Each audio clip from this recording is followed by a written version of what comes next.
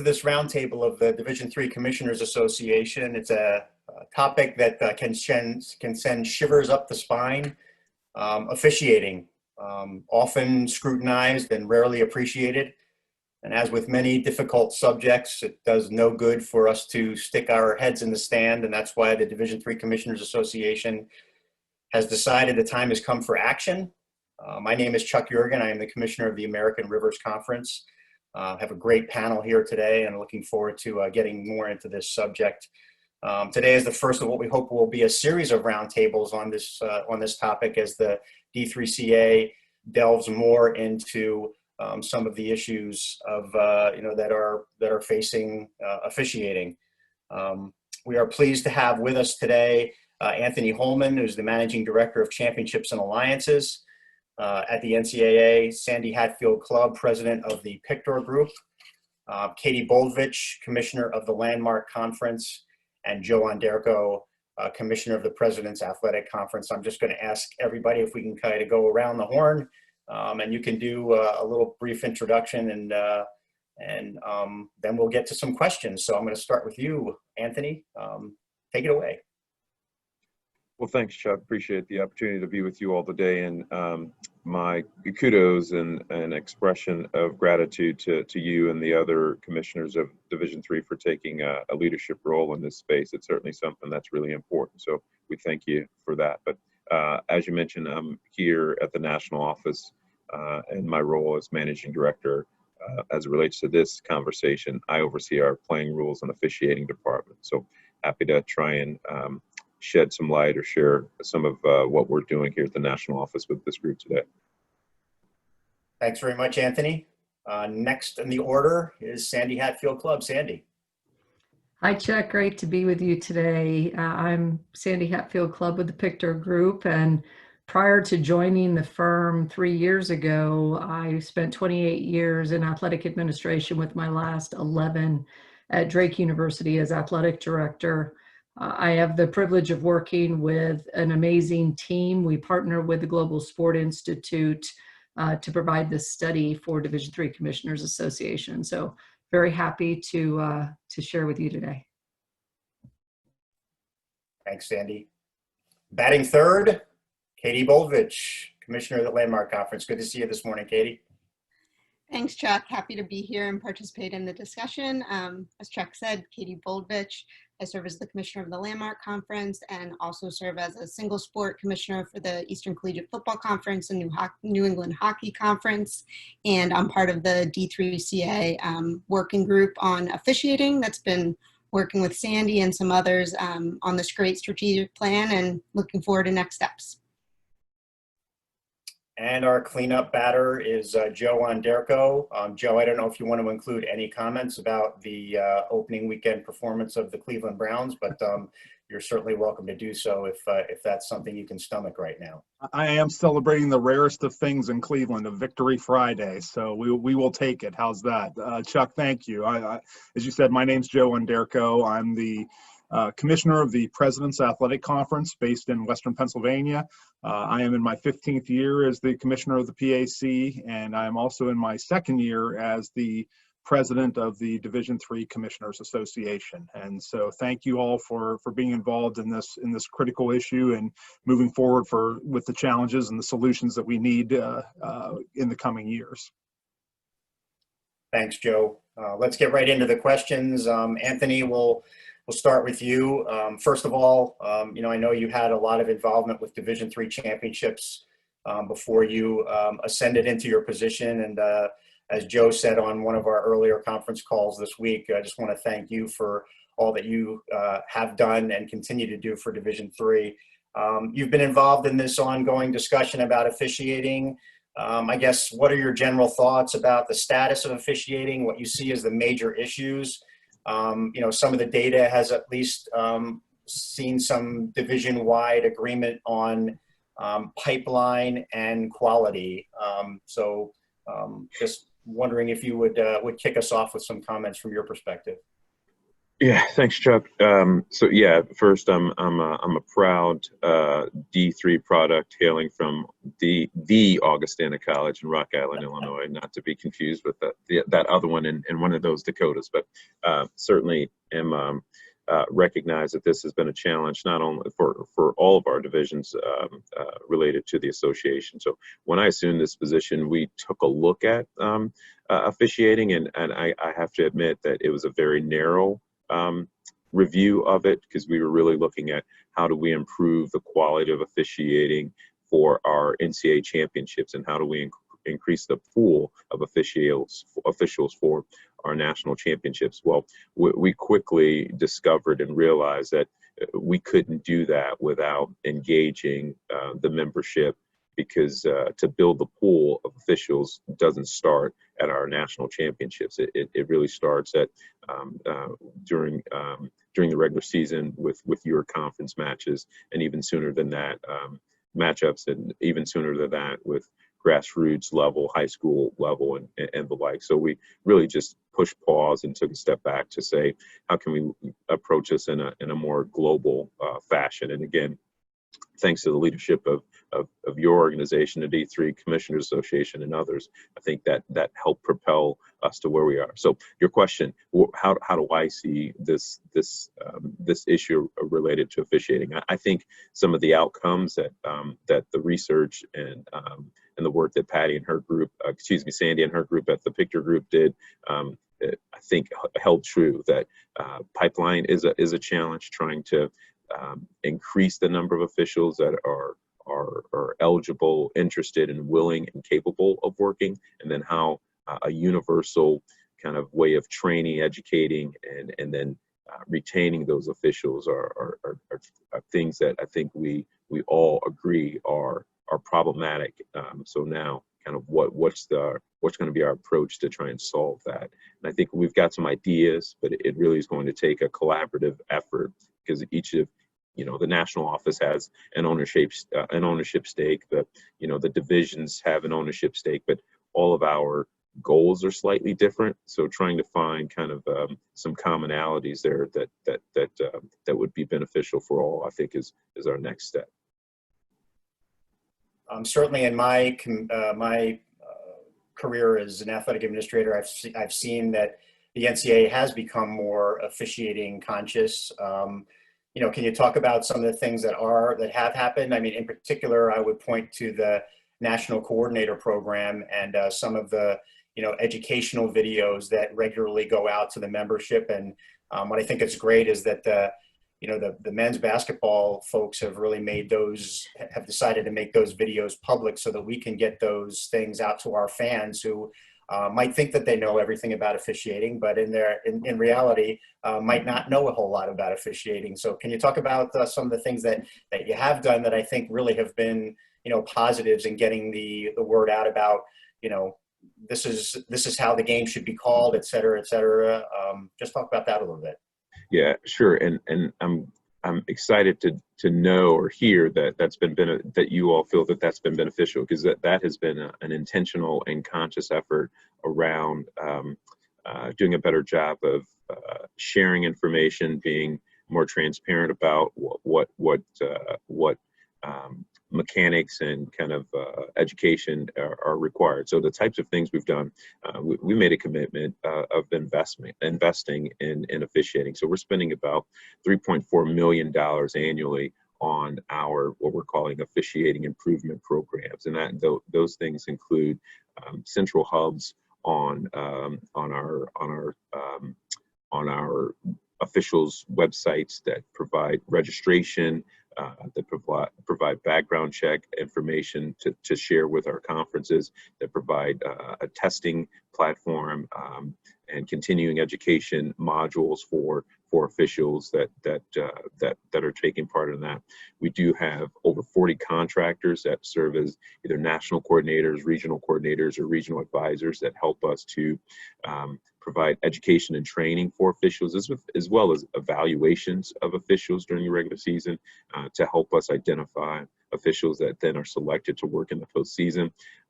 We've provided some conference grants in Divisions 2 and Division 3 specifically to help in the areas of officiating. We're conducting some in-person clinics. Well, we were pre-COVID conducting some in-person clinics for 6 of our sports.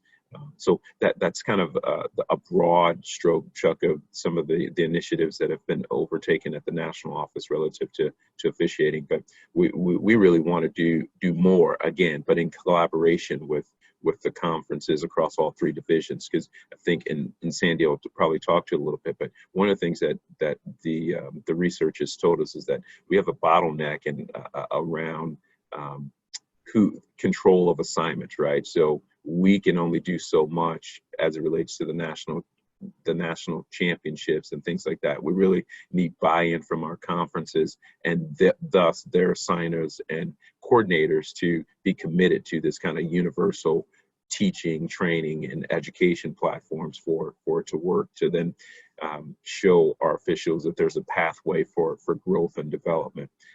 And then the final thing I will say to this is that we recognize that we're kind of at the end of the growth pattern, if you will, for officials in terms of the national championship. And I don't know if anybody's ever seen or read the story, the Dr. Seuss, the Lorax. It's one of my daughter's favorites, but how they chop down the trees and they take away all of the great resources. We're committed to not doing that. We know that every good official that moves from Division 3 on up to maybe work the Final Four at Division 1, we need to replace that official with through that pipeline. So we're committed to doing that through our collaborative efforts with the National Federation of High School Associations, with Clubb and youth programs. So we want to plan for every one official that moves through the ranks. We want to plant 5 more officials to kind of backfill that. So that's a commitment we're looking to make now. Now, how we do that is still to be determined, but that's certainly a commitment we want to make. Anytime you can work in a Dr. Seuss reference, I mean, you have just elevated this roundtable to epic proportions. So that's awesome. Credit my daughter. Yeah, that's awesome. That's awesome. Thanks, Anthony. Moving on to Sandy. Anthony talked about the data, and obviously the PICTOR group has done an amazing job with putting some really relevant data together. And Sandy, I guess I'm wondering if you can just maybe talk about some of the major takeaways, 1 or 2 takeaways that you've had during the during the undercover process of trying to find out what's going on. Sure, Chuck, happy to do that. And like Anthony, really want to credit Division III Commissioners Association for taking a very comprehensive approach to understanding the issue. And before I dive into it, I'd like to just credit my business partner in the PICTOR group, Carolyn Schlief-Femovich, who always makes sure the plane lands on time. I love partnering with her. And then we had a couple of experts that we brought on, officiating experts, Mary Struckoff, and then a project manager, D. Abrahamson. So along with the Arizona State Global Sport Institute. Chuck, we did this research study involved over 15,000 participants, everyone from individuals, many that Anthony referenced, and then over 10,000 officials, 368 coordinators and assigners, and over 4,000 coaches. So very comprehensive study. And the number one thing that we learned, much of what Anthony just referenced, it's a very complex environment. The responsibility of officiating is shared by everyone, but the authority lays in different pockets depending on what it is that whether it's a conference, a division, the NCAA office, etc. So officials and coordinators work across all divisions. They work outside the NCAA as well as inside the NCAA. So it's an incredibly complex environment. And lots of extraordinary work happening. Much of what Anthony just referenced with the NCAA, their conferences, consortiums, alliances, many people coming together in different ways to try to address the effects of a diminishing pool of quality officials. which is now well documented, not just through our study, but other studies that have happened over the last few years. So going at this in terms of we need to recruit and pay better, which is really what people have been talking much about. While that may be important, it certainly is important, as Anthony referenced, recruiting is incredibly important and having a comprehensive approach, but that's not the answer in and of itself. The bottom line is what our research has demonstrated is that the issues are systemic and cultural in nature. If we want to change the trajectory of what's happening right now, we have 12 sports in Division III that have had to, at least once in the last year, move a contest, reschedule a contest, because they did not have enough qualified warm bodies to officiate their contest. 12 different sports. And then that's true all the way through all three divisions. We've had numerous sports, and there are three that go across all the divisions. So there's a problem, and we've documented that now, what we've already known to be true. But to get to the answer, there must be a comprehensive national approach, a way to look at this comprehensively, as Anthony alluded to, through collaborations, through strategic partnerships, thinking about this in a much different way. So it's really about hitting the systemic and cultural components of it. So I don't know, I don't want to go too far, because I could talk for about 3 hours, Chuck, on just on one little arm of the data. We have so much of it, it's wonderful, but I'll stop there. One of the things that I think we really were, I know that you emphasized on some of our early calls, was this idea of what the median age or what the average age of our officials is, and how long it takes for someone to get to the point where they're actually, you know, able to officiate at the collegiate level. Could you talk about that specific data set? Sure, happy to do that. So we learned that it's on average, and again, we looked at 15 sports, 10 of those are men and women, so it's 25 sports, if you will. And we found that on average, it takes 8 years in the pipeline, meaning through youth and high school recreation. It takes approximately 8 years in the pipeline to get to the NCAA, so into the entry point of the NCAA. So that's 8 years. We learned that the average age of the pipeline, so this is pre-NCAA, is over 50. We have it documented through NASO data, that's 53.3, I believe. And then with the new officially human data, which just focuses on high schools, it's over 50 years old. So we know that that population is aging. And then within the NCAA right now, our average across 10,300 officials is 49.42.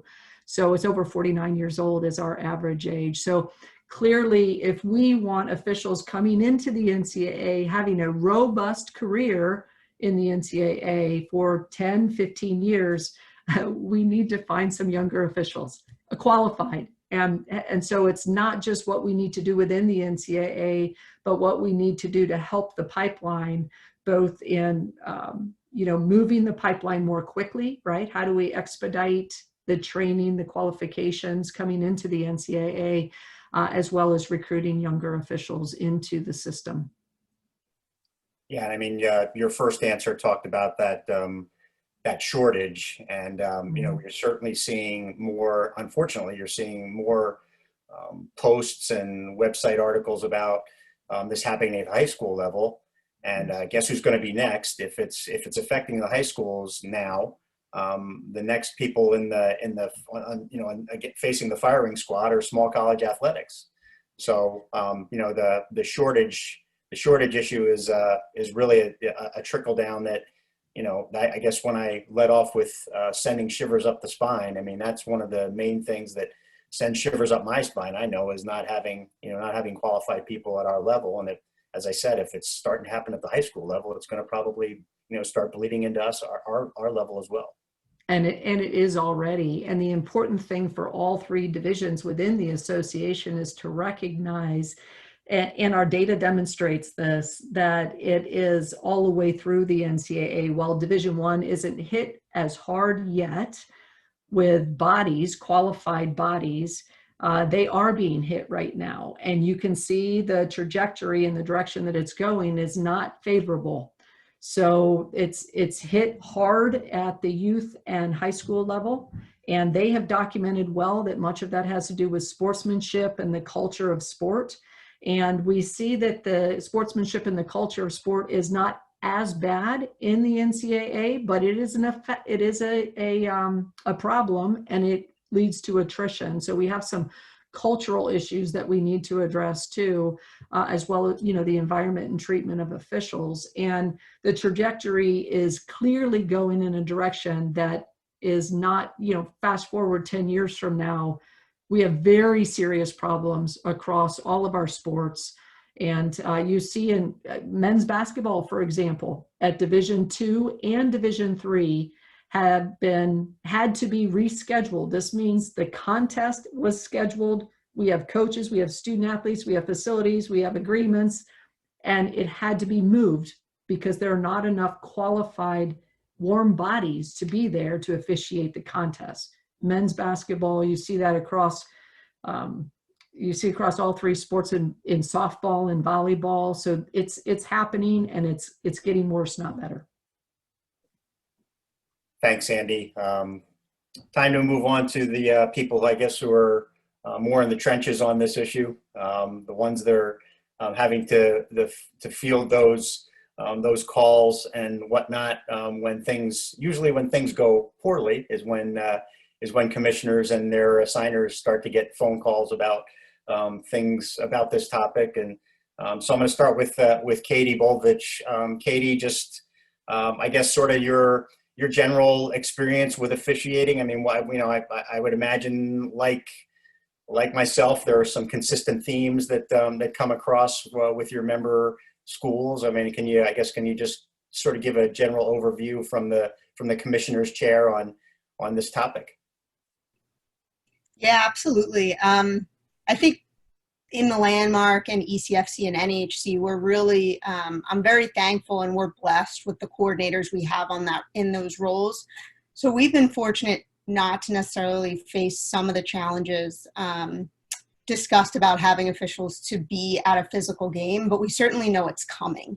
And I think a lot of that can be attributed to the coordinators we have in place and their tireless efforts to make sure they have their big matrix data board that they're trying to move and get everyone in. And it's one giant puzzle. And I applaud them, because I can't imagine the hours that they truly spend on that to make that happen.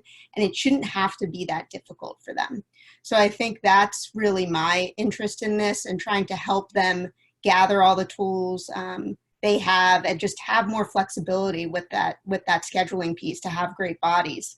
I know that a lot of our assigners take to heart the matchups and what's going to be a big game with potential postseason implications, and having them have a pool with high quality officials that are going on to officiate in the NCAA postseason or conference postseason is just really important, and increasing those numbers and making sure we're giving them all we can as, an association and division, giving them the tools they need to succeed in their assignments. So just like my colleagues, I'm sure officiating comes up in every postseason coaches meeting, and how can we do better? How can we educate? How can we have younger officials? How do we have officials that may have actually played the game in college, which is, I think, everyone's dream.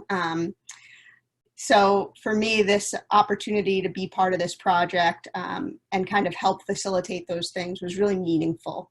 So I'm happy to be doing that. We hit on a couple of things that I want to follow up on, and one of those is recruiting. Average age, we just heard about the average age and the average time it takes to get to the collegiate level. They seem to be at odds in a pretty critical, in a critical piece of this. Are you seeing shortages in particular sports, or is it something that you're starting to see, a little more in general? So it's certainly sport by sport. I know specifically in the Landmark, we really struggle with tennis and swimming. And I know through our data analysis with PICTOR, those were two that really jumped out right away. Everyone that knows me knows I'm a hockey person, like down to the core. And we have plenty of great officials for hockey, but hockey's so unique where there's a certain skill involved. If you can't skate, you can't skate. So we're struggling on the lines with having younger linesmen be able to move up and down that ice and really follow the play and follow these, 18 to 20-year-old men and women that are fast and in the prime of their physical career. So asking someone that's 49, 50 to keep up with that is much different than maybe being able to find someone in their mid to late 20s that played college hockey or played club hockey, that understands the game and can follow along. And I think you see that in basketball a little bit too. Sometimes I even watch pros sometimes, and you watch some of the refs struggling to get up and down the line, and being able to, I think, open that up and find a more clear and direct path for some of our younger officials that are passionate and interested at going to that next level will be really important for us. And then, how do we actually achieve that, I think, is the next really big question for us to answer. And you also talked about coordinators, and I can't agree with you more. They're in a very important and very difficult job. One of the things, and Anthony mentioned this in his remarks about, the stranglehold on the assigning process, and sometimes, it takes somebody to kind of make a judgment with their coordinator about, breaking down what I will call the good old boy, good old girl network, where, they've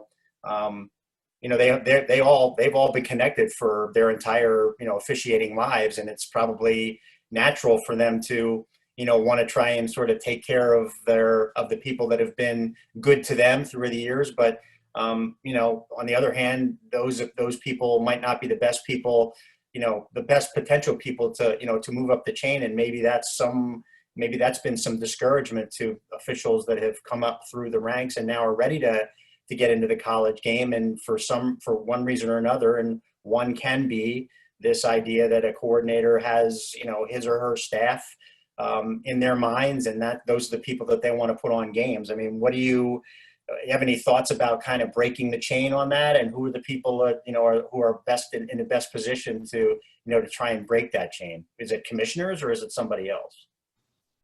Yeah, that's such a tough question, and I think it can go in so many different directions. I know it's an open conversation I have with the coordinators on a regular basis, and to your point, Chuck, they're in such a tough position because a lot of times they're a former official that have known these individuals for years and years, and they've been part of their crew and worked the lines with them. So now that they're in the place where they're almost controlling the purse in many ways and providing these opportunities and extra, financial avenues for a lot of these folks to play, they want to give as many opportunities to their close colleagues as they can. And I don't blame them in many ways, because I think I would want to take care of my friends and longstanding colleagues too. But again, I think we're fortunate to work with a lot of professionals. They really analyze the video. We have some pretty solid observation policies in place where they can go and really see how officials are doing in real game environments. And they've been great. I think I've been fortunate that they really are scheduling the best available officials for the best available games. And, I know I've been a part of some tough conversations with officials that have been around a long time and have a close relationship with that coordinator, and they just have to cut ties because they're not fit to do the games anymore. And I think that's a very difficult conversation that some of our coordinators have had to have. But having the open dialogue, being an ear for them to talk about those challenges and next steps, kind of be their guinea pig in many ways to have that conversation, I think has been beneficial, but it doesn't get any easier. So I think our group would feel a lot better at moving on and kind of expanding their pool with some younger folks too, as they become available and ready to officiate at that next level. Thanks, Katie. Another in the trenches person, commissioner at the President's Athletic Conference, Joe Onderko. And Joe, I guess I'd start with sort of the same question I had for Katie, which is sort of your general overview. I mean, I know one of the things, and maybe you can talk about this a little bit. I mean, one of the things that I seem to hear from commissioner colleagues is this notion from coaches that, well, there's no accountability.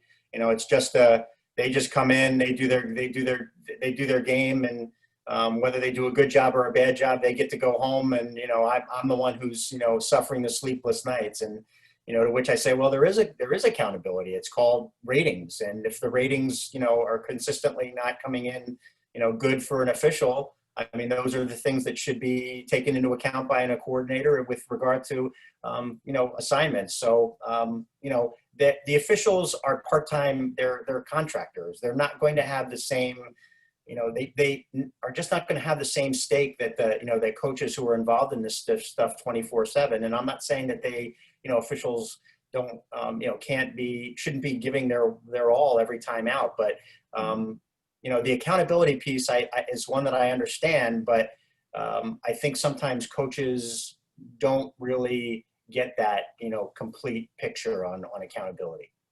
Well, I think that's exactly right, Chuck. And I think what you have is you have kind of two different worlds, two different cultures that kind of don't necessarily understand each other and really, but they know they need each other. And that's been, part of this issue. I think, I've been in college athletics for just under 30 years, and, has officiating always been an issue? Yeah, it has. But I think we've always, a lot of us that are stakeholders in this, whether it be coaches, whether it be administrators, I'll put us as commissioners as part of this too. We've kind of taken this attitude that this is a problem that if we just ignore it, it's going to go away. Well, it's not going to go away. I mean, if you look at this, and I think the research and the data that Sandy's group did with PICTOR, I mean, I think it's overwhelming. I mean, it's all the trends are moving in the wrong direction. There's no getting around that. And to the point of, yes, we can put more resources into it, and we should. Yes, we can have better training, we should. But at its root, it's a cultural issue. And I unfortunately, I think it kind of mirrors some of the larger cultural breakdowns we've seen in our country, the lack of civility, just kind of a rougher way of dealing with one another. That doesn't mean that, that's a ratchet that has to only go one direction. I think, one of the things we've seen some small victories on this. I think some of the things we've done in D3 with the sportsmanship initiative, and, I know Chuck Matrano, my colleague at the Empire 8, put together some things with soccer that I think, quite frankly, have proven to be somewhat effective. But how can we, how is that a piece of the puzzle? How do we help to make that culture better in addition to the other things we're doing?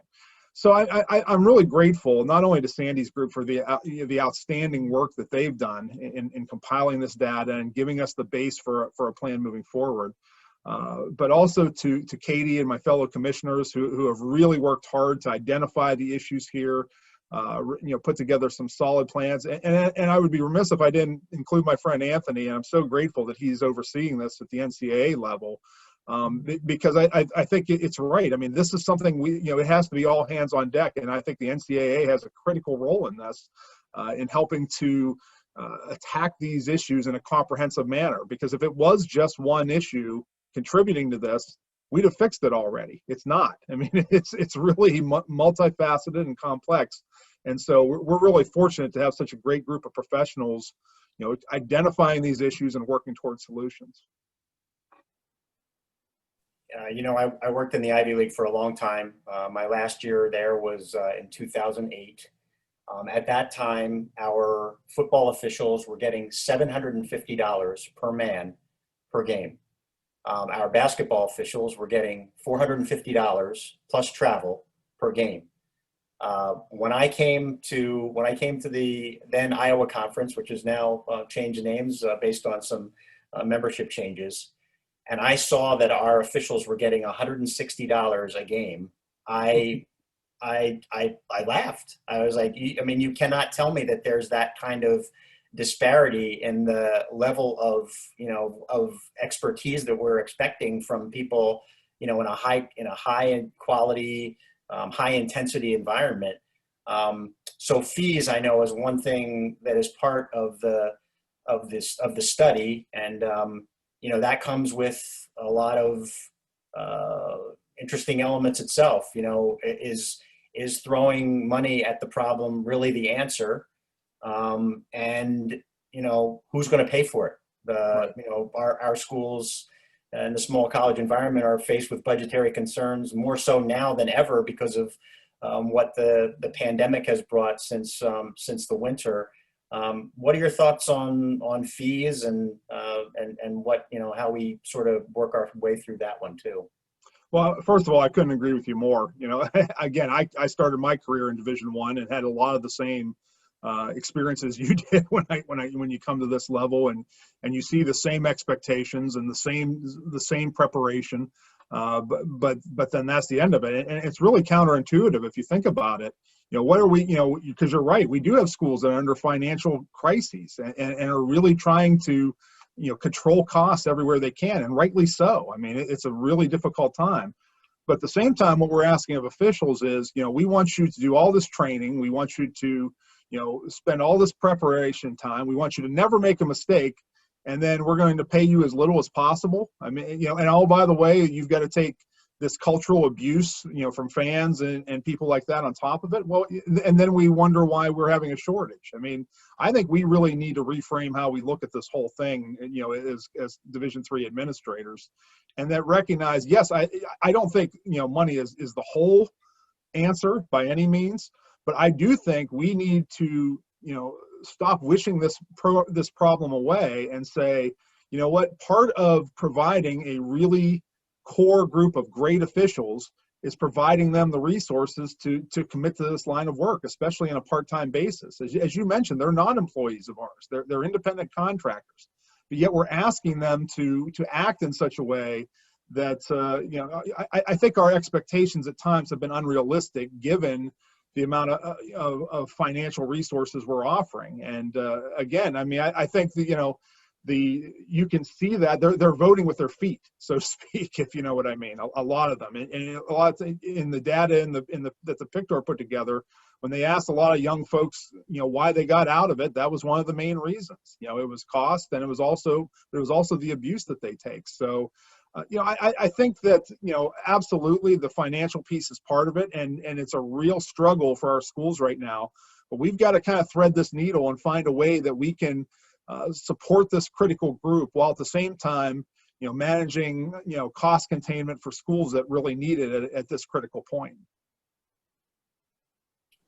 I'm gonna, much to Joe's chagrin, I'm going to allow myself a sidebar here and just say, Joe's leadership during his time as president these past 2 years, when the association, when college athletics, when the world has faced a problem that we have never seen before. Joe, since we only get a chance to say these things, behind the scenes, at least if people are, hopefully we're getting more traction and more viewership on a roundtable like this. But just cannot thank you enough and empathize with you enough, having served as president of the association, and all that you've done, through this time. And I know that you'll look back in this and with I don't know what kind of feelings, but I hope that I'm sure you do know what your leadership throughout this has meant to the association. So I'm gonna, as the organizer of this roundtable, I'm taking executive privilege to say thank you for your leadership during this time. Well, thank you for your kind words. As you know, Chuck, we're blessed with an incredible group of professionals, my friend Katie being one of them, and I have every confidence in us moving forward. I mean, these are really difficult challenges, but they're not insurmountable. I really believe that, and I do think we've taken the right steps, and we just need to keep the momentum going. As I said at the beginning, I think this process has the potential to be a real game changer for us on a number of fronts, and I have every confidence, especially as we move on, and my friend Pat Summers, who's from the NUMAC, who's been so involved in this process, takes over my role with the D3CA. We're going to continue the momentum going in the right direction and get on top of this issue. Thanks, Joe. So this is the point in the roundtable where the Zoom virtual thing doesn't work all that well, but a lot of information shared here. I'm wondering if anybody wants to circle back on anything that you've heard or provide any more information. I see Sandy might want to weigh in. Sandy, thanks for not leaving me hanging here. Thank you. No problem, Chuck. I think Joe just outlined so beautifully the importance of a national approach to this. You know, as he said, it's time to rethink how we're approaching officiating. I'll just give you a little statistic. 49% of Division III officials never or hardly ever receive constructive feedback on their performance. Half. So we're expecting them to be perfect. It's the only part of the field we're okay when a student athlete makes a mistake. We're okay when a coach makes a mistake. But when an official makes a mistake, we lose our minds and everybody screams at them. And I've been guilty of that. I'm certain everybody's played a part in that. So, and they're in a high, performance environment. They're part of the game. They're not a necessary evil. And they're not getting constructive feedback. Half of them are not getting constructive feedback, and that's across sports. So, that's just one little piece of the puzzle. So let's think about that. If we're taking a national approach to the health of officiating, we need to look at the advancement pathway, how they get into the NCAA, how they work their way through the NCAA. So the fact that there's significant resource at the Division I FBS level to evaluate, observe, have neutral observers, et cetera, have lots of different ways to evaluate and give feedback, that's wonderful. But that's not where it's most important, right? It's most important when you're starting officiating in the NCAA. So you move from high school, junior college, NAIA, you get into Division III, Division II is usually where you enter. And then how are you matriculating through? What is the health that we're creating around quality officiating, et cetera? So if we don't stop and take a holistic approach to this and maybe flip the way we think about it, as Joe said so beautifully, this is just going to continue to move in the wrong direction. I want to point out one other thing that you all were talking about, and that's the role of the coach. So we went ahead and, in fact, through one of the groups that you were part of, Chuck, we rethought what we were doing. Doing a survey for coaches was not part of our original study. And we included over 4,200 officials across all the sports we evaluated. And they told us, we asked them, what's the number one thing to improve the environment and treatment of officials? And we asked the officials the same thing. They answered exactly the same on the number one thing to change the trajectory in terms of treatment of officials. And that's improve the appreciation for each other's role. Interesting. How much money does that cost us? It's a cultural issue. We have to get down to the other, we ask the coaches, how much does your behavior, the head coach's behavior, impact the way the environment is, the fans behave, et cetera? And they said it's the number one thing. The reaction of the head coach is the number one thing that changes the environment in the arena for the officials. So another piece of it, officiating is considered kind of a necessary evil. They're the compliance. We don't want them in the room, right? But we have to deal with them because it's part of fair competition. Well, what if we flip that script? And we look at this and say, no, officiating is a fundamental part of fair competition. And they are part of the team that is on the floor, the court, the field, the pool, whatever it happens to be. And how do we embrace them as part of the experience? And again, it starts with the head coach and the official, not just one. It starts with that. And again, how much does that cost? This is not, go increase fees across the board. You're talking about a lot of money in an environment where that's not an easy thing to come up with. But we're talking about cultural thinking through, reimagining what the environment and the culture looks like and the systems look like to improve where we are, not just improve the humanity of officiating, right, which we have to do, but change the trajectory of where we're headed, because officiating should be cool. Like, this should be a cool thing to do. I never learned more about officiating than I was actually starting my career at Washington and Lee University in the Old Dominion Athletic Conference. as an assistant aquatics coach, and my head coach required me to officiate our scrimmages in water polo. Okay, in fall of 1989, I still can think of some of the calls that I made that were so awful.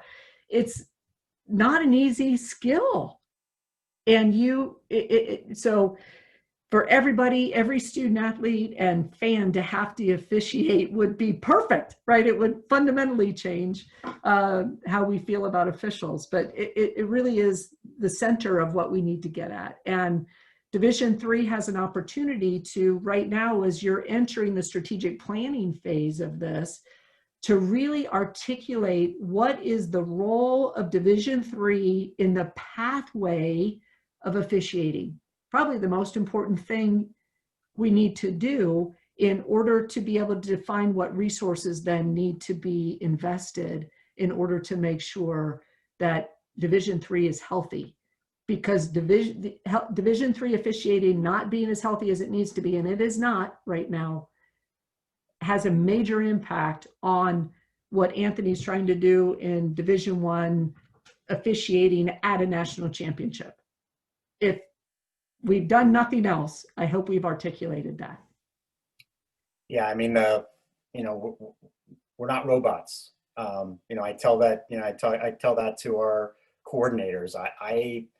I expect our officials to, you know, have that extra, give coaches the extra line. They need some extra line, you know, then those officials need to determine when they've crossed that line. But, you know, what I like in this too is just, you know, how the players feel about each other during the contest. You know, they want to win. They want to, you know, they want to tackle somebody. They want to check somebody. They want to score over somebody. They want to block a shot.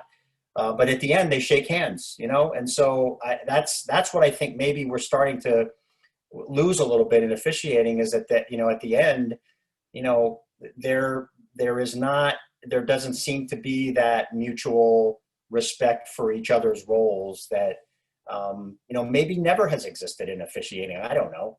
You know, you know, Joe brings up a good point about, you know, about our culture and how things, you know, how we handle each other, you know, in general, you know, on a daily basis, you know, not in an athletics role. And so I don't know, it's complex, that is for sure. And it's not something that's going to be solved overnight. And it's going to possibly come, as I said on a call the other day, with some frustration from all of us as we try to get, you know, things moved off the dime. But, you know, the important thing, I think, is that we've taken a stand. So I don't know, I don't see anybody else's hands up here. So this has been really educational, and I think you know, is a good way for us to kick off a series of what we hope will be, you know, involving other stakeholders in this. I mean, you'll notice that we don't have an official on today. We don't have an officiating coordinator on today. We don't have some of the other people who are really key to,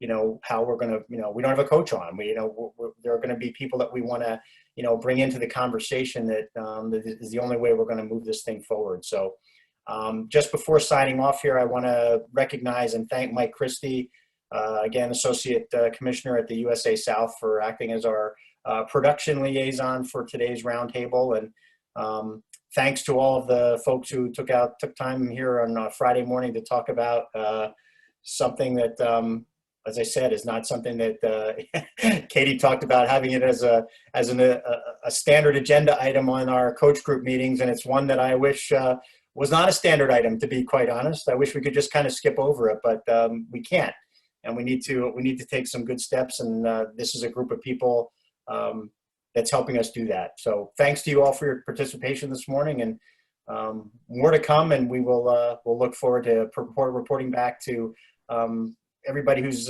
watching this as we move on, and hopefully come to a point where we can, you know, take some really positive steps forward. Thanks again, everybody, for this morning.